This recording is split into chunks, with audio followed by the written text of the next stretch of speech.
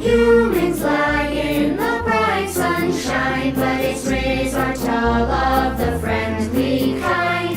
UVA rays age the skin, UVB rays burn it, but just in case you thought it was all bad news, ultraviolet light makes vitamin D in him, in her, in me, in you too.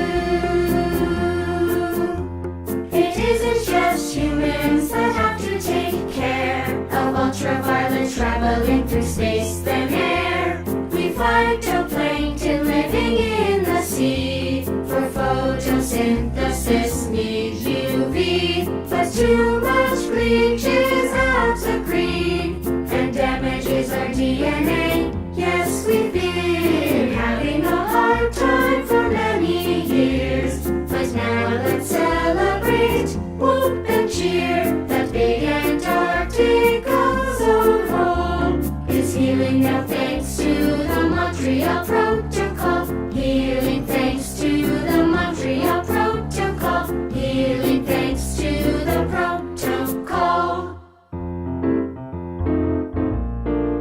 We're delightful, fighting fit, floating phytoplankton, living in the big wet sea. Tiny, mighty, thronging, thriving, feisty phytoplankton, dancing nature's choreography.